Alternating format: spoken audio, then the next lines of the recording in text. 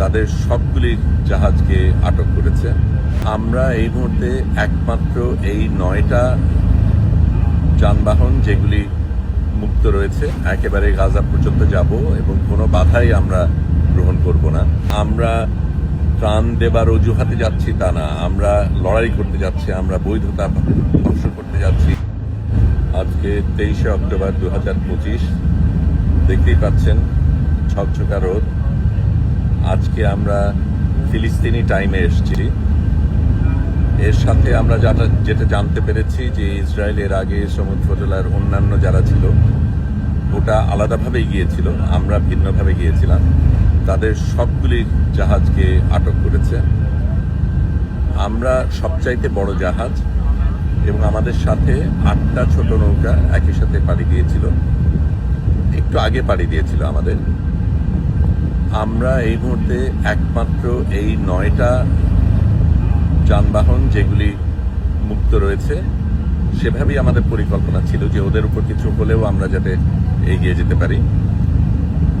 আমরা আজকে ফিলিস্তিনি টাইম জোনে এসেছি, এখনো দূরত্ব রয়েছে, তবে আজকে আমরা এই 8টা ছোট নৌকাকে পার হয়ে যাব এবং তারপর থেকে আমাদের এই জাহাজটাই সবচেয়ে আগে থাকবে।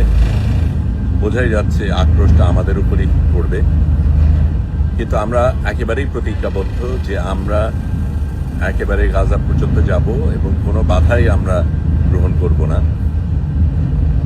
এটা বলা প্রয়োজন যে সমুদ্র জেলার যেই নৌকাগুলি ছিল তাদের কিন্তু দায়িত্ব ছিল ত্রাণ নিয়ে যাবার।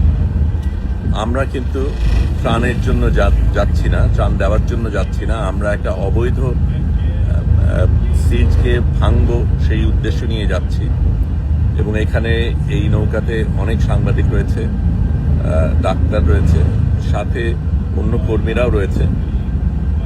কিন্তু আমরা ত্রাণ দেবার অজুহাতে যাচ্ছি তা না, আমরা লড়াই করতে যাচ্ছি, আমরা বৈধতা ধ্বংস করতে যাচ্ছি। আমরা ফিলিস্তিনে আমাদের থাকার যাবার অধিকার রয়েছে, সেখান থেকে তথ্য পাঠানোর অধিকার রয়েছে এবং ইসরায়েল যত মানুষ খুন করেছে এবং যত সাংবাদিক এবং যত ডাক্তার খুন করেছে সেটার প্রতিবাদ আমরা জানাবো। গত রাতেই মেডসেফ অফ ফ্রন্টিয়ারের 14 জন ডাক্তারকে খুন করা হয়েছে। আমরা দেখব ফ্রান্স সেটার ক্ষেত্রে কি করে। এই পর্যন্ত তারা তেমন কিছু করেনি, মিষ্টি কথা বলা ছাড়া। এখন কথার সময় পেরিয়ে গেছে, এখন লড়াইয়ের সময়, এখন কাজ করার সময়। আমরা সেটাই করছি। নাগরিক হিসাবে আমরা যেটা করতে পারি, যেহেতু এই দেশগুলির নেতা নেত্রীরা অনেক ক্ষেত্রেই বিশ্বাসঘাতকতা করেছে, সেই ক্ষেত্রে নাগরিক হিসাবে আমরা যেটা করতে পারি সেটাই আমরা করতে চাইব। আপনারা আমাদের সাথেই থাকবেন আশা করি। আপনাদের ভালোবাসাই আমাদের অনুপ্রেরণা।